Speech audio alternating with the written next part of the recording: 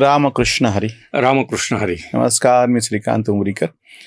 जयंत देशपांडे धानोरकरांशी आपण वारकरी म्हणजे आपण ह्या संप्रदायावरती जी चर्चा करतो आहोत, लोकशाही झरा वारकरी खरा, आणि त्याच्यातला जो एक मूळ मुद्दा आहे ज्याची आपण आज चर्चा ज्यावेळेस मराठा आणि मराठेतर असा एक वाद उभी फूट दुफळी पाडण्याचा प्रयत्न या महाराष्ट्रात झाला आणि त्याची एक झळ वारकरी संप्रदायाला पण त्याच्यावरती पडली, म्हणजे बसली की ज्या ठिकाणी सप्ताह आहे त्या ठिकाणी कुठल्या जातीचा महाराज बोलवायचा किंवा मराठा महाराज बोलवायचाच नाही, किंवा मराठा जिथं प्राबल्य आहे ज्या गावामध्ये जाते त्यांनी इथं दुसऱ्या जातीचा महाराज बोलवायचा नाही, अशा पद्धतीचं अतिशय विकृत अशी एक मानसिकता दिसून आली.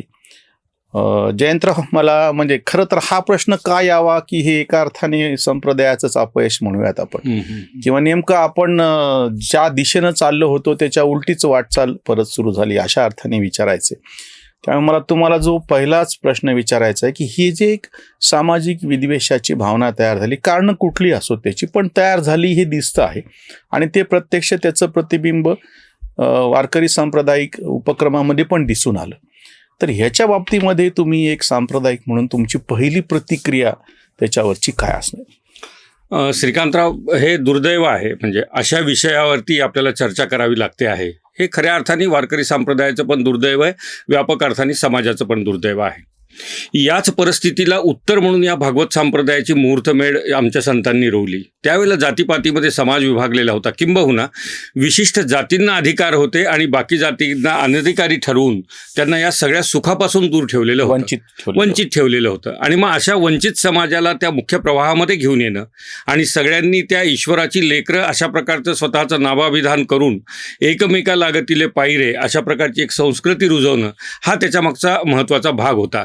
दुर्दैवाने ज्या ज्ञानोबा तुकोबांनी स्वतःच्या जिवंतपणी छळ सहन केला, ज्या चोखामेळांनी जिवंतपणी छळ सहन केला, भूमिका काय होती, आमचा छळ होतो ठीक आहे, पण इथून पुढच्या समाजामध्ये अशी परिस्थिती येणार नाही, असं आम्ही काहीतरी चित्र निर्माण करू, असा आम्ही काहीतरी एक समाज निर्माण करू, या भावनेतने त्यांनी एवढे कष्ट घेतले. आज दुर्दैवाने आम्ही त्या ज्ञानेश्वरांची तुकोबांची प्रतिकृती समाजामध्ये आम्हाला दिसत नसेल आणि मंबाजी आणि तत्कालीन जे सूड घेणारे समाजातले लोक होते तेच जर दिसत असतील तर मला वाटतं की हे एका अर्थाने अत्यंत वाईट अशी परिस्थिती आहे. हे बघा, संप्रदाय आहे, संप्रदाय भक्तीचा संप्रदाय आहे, पण केवळ देवळात भजन करण्यासाठी नाही आहे. त्या संप्रदायाचा मुख्य उद्देश आहे इथलं समाजमन जे आहे ते सुसंस्कृत करणं आहे. जे भगवंतांनी सांगितलं किंवा स्वधर्मे निधनं श्रेय, ते स्वधर्माचं आचरण करून श्रेय घेण्याची एक परंपरा आम्हाला रूढ करायची आहे.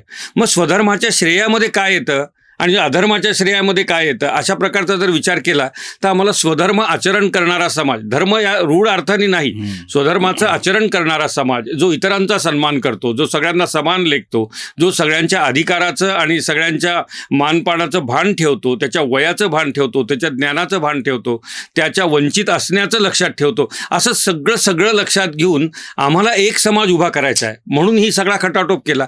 त्याच्या पार्श्वभूमीवरती आणि दुसरी एक गोष्ट आहे ना श्रीकांतराव, की समाजात जे घडतं ना त्याचं प्रतिबिंब आम्ही नाही टाळू शकत. समाजातलं प्रतिबिंब आम्हाला आमच्या विशिष्ट प्रकारच्या सांस्कृतिक आध्यात्मिक चळवळीमध्ये आम्हाला ते प्रतिबिंब पडू द्यायचं नाही असं जर आम्ही म्हणलं तर ते आमच्या हातामध्ये नाही. म्हणून हा जो सगळा प्रवास आहे ना तो व्यष्टी ते समष्टी आहे. व्यक्तीला संपन्न करायचा आहे, व्यक्तीला स्वधर्म आचरणासाठी प्रवृत्त करायचा आहे. मग व्यक्ती स्वधर्माला आचरणासाठी प्रवृत्त झाला की त्याच व्यक्तींच्या समूहाचा समाज तयार होतो आणि मग समाजामध्ये स्वधर्माची व्याप्ती आपल्याला वाढवता येते. हा सगळा जो प्रयत्न चालला होता गेल्या कित्येक वर्षापासून, अशा ह्या सगळ्याचं सध्याचं जे चित्र आहे, कोण दोषी, कोण त्यातला साव, कोण चोर, हे बघायचं नाही, आपण बघू शकत नाही. कारण की आपली भूमिका तर त्यांच्याबद्दल पण हीच आहे की तेही देवस्वरूपच आहेत, त्यांची चूक आपण कोण काढणार. पण परिस्थिती जी समोर आलेली आहे, मला वाटतं आम्ही 800 वर्षाचे जे प्रयत्न करतोय त्या प्रयत्नाला नुसतं थांबवत नाहीये, त्या प्रयत्नाला मागे घेऊन जात आहे. फार छान तुम्ही त्याला एक व्यवस्थित असं सूत्रबद्ध त्याची अशी मांडणी केलेली आहे आणि अगदी पहिल्यापासून. त्याच्यामुळे ज्ञानोबा तुकाराम न म्हणता नामदेव तुकाराम म्हणा, आणखी ते ज्ञानेश्वर. आणि खरं तर ह्याच्यातला एक विचित्र असा उपहास असा आहे की ज्या ज्ञानेश्वराला ब्राह्मण म्हणतात त्या ज्ञानेश्वरांना ब्राह्मणांनी स्वीकारलंच नाही. ज्ञानेश्वरांची मुंजही झाली नाही, त्याच्यामुळे त्या सगळ्या भावंडांची लग्नही झाली नाही किंवा काहीच नाही. किंवा दुसरे ब्राह्मण समाजातील संत एकनाथ त्यांनाही बहिष्कृत केलं गेलं. अगदी त्यांना जलसमाधी घ्यावी अशी परिस्थिती निर्माण केली ह्याच सवर्ण समाजाने. आणि ज्या जातीनी त्यांनाही छळणं सोडलेलं नाही त्या जातीवरून परत जर त्यांना आपण बोलणार असू तर विचित्र आहे. जयंतराव, मला थोडंसं तुम्हाला अजून एक दुसरा धाडसाचा प्रश्न विचारायचा आहे ज्याचं उत्तर बरेच जण टाळतात, की ह्याच्यामध्ये काही प्रमाणात म्हणा किंवा जास्त प्रमाणात म्हणा आमची राजकीय व्यवस्था जबाबदार आहे का? कारण की त्या काळामध्ये परकीय सत्ता आपल्यावरती होत्या, त्याच्यामुळे हे आपले संत ती भूमिका ठामपणे मांडत होते आणि ती पटतही होती. पण आता तर कोणी परक नाही आहे ना. आता हे राज्यकर्ते आमचेच आहेत आणि हे राज्यकर्ते जेव्हा आपल्या समोरच्या जनतेला जातीप्रमाणे विभागून पाहतायत, मग आत्ताच्या वारकरी संप्रदायामध्ये हा जो कली शिरलेला आहे त्याला परत एकदा कुठेतरी राजकीय व्यवस्था जबाबदार आहे का असं तुम्हाला वाटतं का? श्रीकांतराव, तुम्ही म्हणता ते दिसणारी गोष्ट आहे, पण मला असं वाटतं की त्याला दोन्ही अंगाने आपण बघू शकतो. राजकीय व्यवस्थेचा तर उद्देशच त्यांचा लाभावरती डोळा असणार आहे. त्यांना निवडून यायचं आहे, त्यांना सत्ता घ्यायची आहे, त्यांना राज्य करायचं आहे, हे सगळं आहे. त्यांनी राज्य चांगलं करावं आमच्या तुकोबांनी सांगितलं. म्हणजे ते सगळं झालं. कंठी मिरवा तुळशी, व्रत करा एकादशी. आता ते तसे एकादशी करणारे राज्यकर्ते आत्ता आम्ही कितपत मिळतील माहीत नाही. मला असं वाटतं की राजकारणाचं बदललेलं चित्र वारकऱ्यांनी का समजून घेऊ नये, त्या राजसत्तेकडे बघण्याचा आपला दृष्टिकोन का शुद्ध करून घेऊ नये, त्या राजसत्तेच्या दारात जायचंय का राजसत्तेने आपल्या दारात यायचंय याचं भान आमच्या वारकऱ्यांनी का ठेवू नये? काय माहिती का, नामदेव महाराज फार सुंदर म्हणतात, लोभ मोहाचा साप दंश करी आपोआप दंश करतो म्हणले. फार काय दूर जायची गरज नाही. हा जो लोभ आहे, कुठला लोभ आहे, तिथून काहीतरी मिळेल. मोह काय आहे, त्या व्यासपीठावर बसल्यानंतर उद्या वर्तमानपत्रामध्ये बातमी येईल. आणि महाराज म्हणल्यानंतर कुणी राज्यकर्ता पायाच पडतो ना, तो वयनिरपेक्ष पाया पडतो. त्याच्यामध्ये त्याचा हेतू काय हा सगळं गौण मुद्दा आहे. पण मोठ्या व्यासपीठावरती एखादा राजकीय नेता आपल्याला अभिवादन करतो आहे, हा मोहच आहे, हा लाभ. त्या व्यासपीठावरती जाण्याची आवश्यकता आम्हाला काय आहे? मुळामध्ये जाण्याची आवश्यकता, ते व्यासपीठ कसं चांगलं चालेल याच्यासाठी समाजमन घडवणारे आम्ही आहोत. आम्ही त्या व्यासपीठाच्या समोर बसल्यानंतर आमचा धाक त्या व्यासपीठाला असला पाहिजे की तिथे अपशब्द उच्चारला जाणार नाही, तिथे निंदा होणार नाही, तिथे टोकाची टीका होणार नाही, तिथे महिलांचा अपमान होणार नाही. अशा प्रकारची ती सभा होईल. अशा प्रकारची आमच्या वारकऱ्यांची भूमिका पाहिजे. मी राजकारण्यांच्यापर्यंत मी जात नाही, तो माझा प्रांत नाही, तो माझा विषय नाही. पण मला हे कळतं की आम्हाला माहिती आहे समोर चिखल आहे, तर कशाला पडतात त्या चिखलामध्ये? त्या चिखलात पडल्यावर अंगावरती ते डागच पडणार आहेत तुमच्या. उलट त्या चिखलामध्ये ते काही चिखल स्वरूप झालेलं असेल असं जर आम्हाला वाटतंय तर ते दुरुस्त करण्याची पण आमची जबाबदारी. आम्ही ते भान ठेवलं पाहिजे. आम्ही समाजाचं मन घडवणारे लोक आहोत. नाही, मी तुम्हाला हा प्रश्न विचारायचं दुसरं एक कारण होतं. त्याच्यातला जो संघर्ष आता उभा राहिला तोही आपण थोडासा बाजूला ठेवूयात. पण मला एका गोष्टीचं थोडंसं वाईट वाटलं की जसं राजकीय पक्षांच्या वेगवेगळ्या आघाड्या असायच्या, आध्यात्मिक आघाडी आहेत. म्हणजे मला काही खरंच तुम्ही एक सांगा मला जयंतराव की एखाद्या पक्षाची आध्यात्मिक आघाडी काय काम करू शकते किंवा त्यानं काम काय करायला पाहिजे? म्हणजे महात्मा गांधींना विचारलं होतं गरिबी हटवण्यासाठी काय केलं पाहिजे. महात्मा गांधींनी जे दिलेलं उत्तर आहे ते माझ्यासारख्याला इकडे अपेक्षित आहे, तुम्ही अजून खुलासा करा. महात्मा गांधी म्हणाले की तुम्ही आधी गरिबाच्या छातीवर बसले ते उठा, तुम्ही गरिबासाठी जे काय करता ते बंद करा, ती गरिबी आपोआप दूर होईल, तुम्ही त्याच्या मार्गात येऊ नका. त्याच्यामुळे हे जे आध्यात्मिक आघाडी नावाची गोष्ट सुरू झालेली आहे त्यांचा काय उद्देश असेल मला त्याच्यावर टीका करायची नाहीये.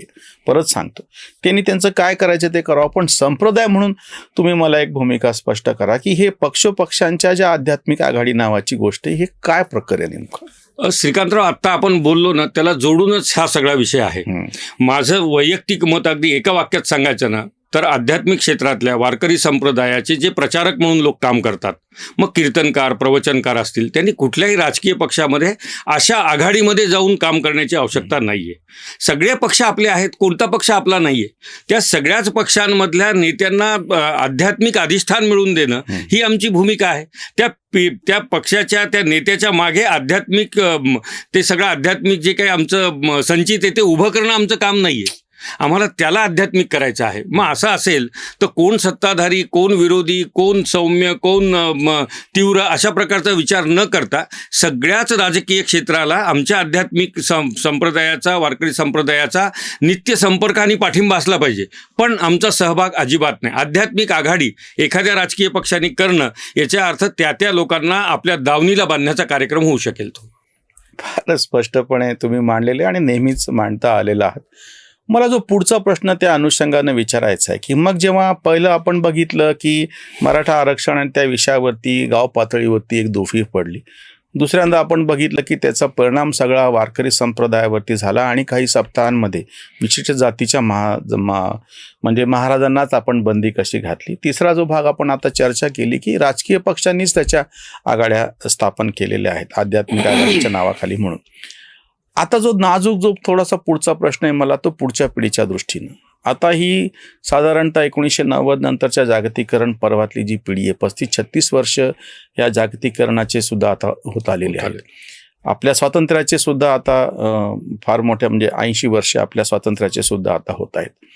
ह्या पार्श्वभूमीवरती मला जे तुम्हाला विचारायचे की तरुण पिढी जी आहे हे विशुद्ध पातळीवरती आता त्यांच्यासमोर ही सगळी ग्रंथ आहेत, ते डोळसपणे हे सगळं बघतायत.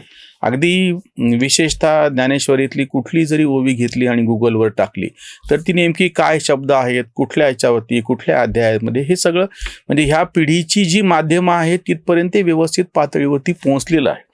मला जो नाजूक प्रश्न आता तुम्हाला विचारायचा आहे की एकीकडं पक्ष त्यांच्या पातळीवरती अशा पद्धतीनं हे सगळं म्हणजे तो कली त्यांचा शिरतो आहे, दुसरीकडून जातीपातीचे गणित शिरते. ह्या पार्श्वभूमीवरती नवीन तरुणांच्यासाठी हा सगळा संदेश आणि याच्यासाठी वारकरी संप्रदायाची काय भूमिका आहे. आणि खरं तर आपण विसरतो की वारकरी अख्खा संप्रदाय हा काही टाळकुट्यांचा संप्रदाय नाही आहे. सगळ्या संतांनी जेव्हा कार्य केलं तेव्हा तुम्ही त्यांची सरासरी वय जर काढली तर ते अतिशय तरुण वयात त्यांनी केलेली कामं आहेत.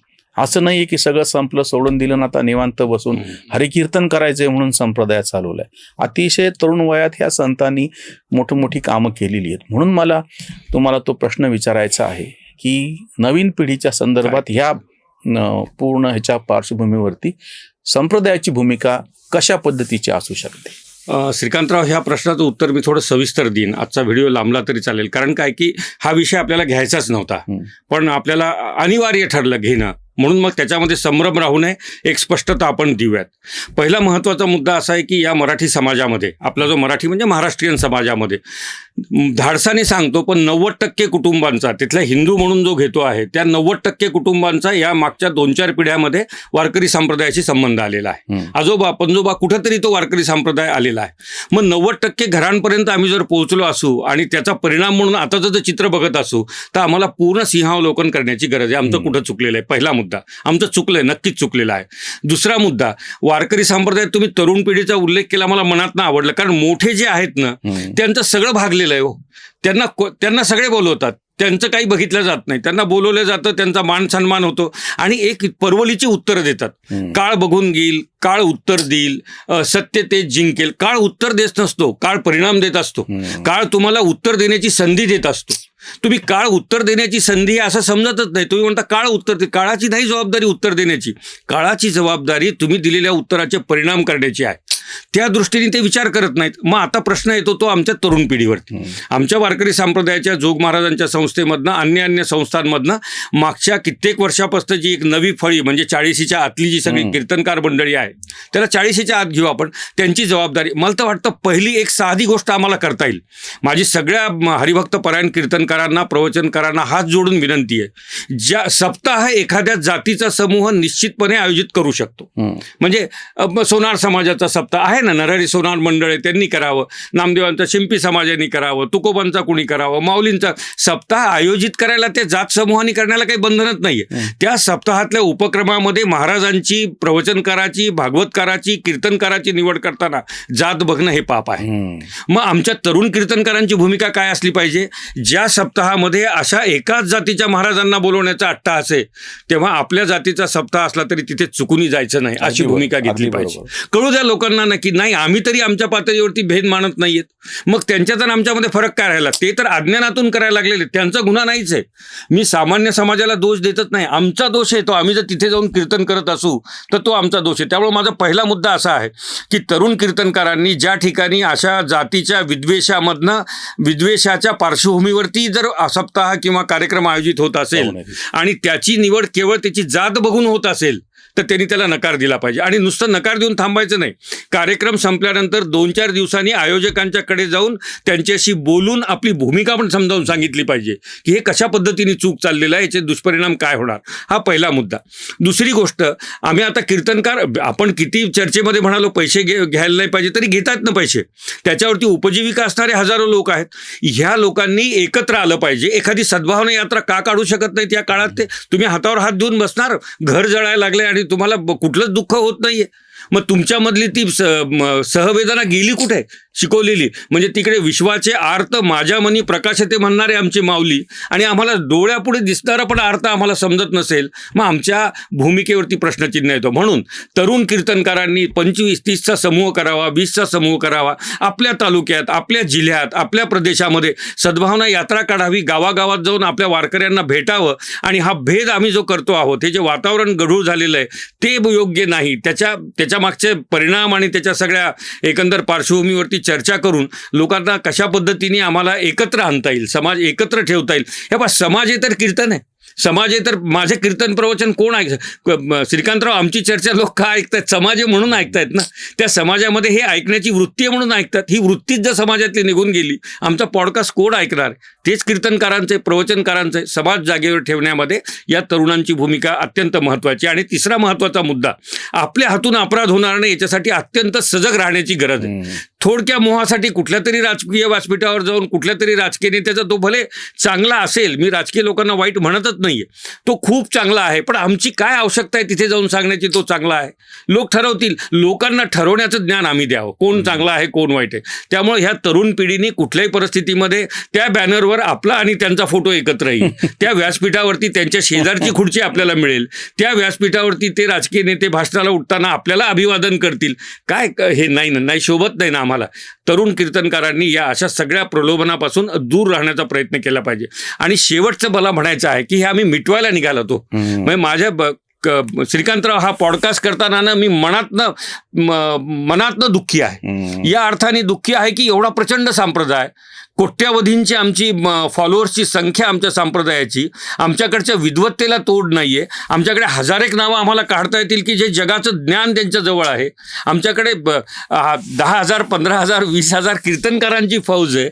आमचा गावागावात संप्रदाय, प्रत्येक गावात आमचा त्या खुंटीला टाळ अडकवलेला आहे, विना अडकवलेला आहे, मृदंग आहे, तो रोज निघतोय भजनामध्ये, रोज त्या मृदंगावरती हात पडतोय. आणि अशा समाजामध्ये, ज्या समाजात आम्ही हा संप्रदाय रुजवतोय, त्याचं आचरण करतोय, त्या समाजामध्ये एकमेकाच्या जाती बघून जर आम्ही अत्यंत निंदनीय अशा प्रकारचं एक आपलं स्वतःचं वर्तन ठेवणार असो, कोणी ठेवू द्यात ते, तर त्याची जबाबदारी प्राधान्याने तिथल्या या सांप्रदायिक लोकांची देखील आहे. ती त्यांनी टाळू नये आणि समाजासाठी पुढे यावं. भले 4 कीर्तनं कमी झाले तर चालेल, 2 महिने सप्ताह नाही केलं तर चालेल, वर्षभर एखादा कार्यक्रम नाही मिळाला तर चालेल.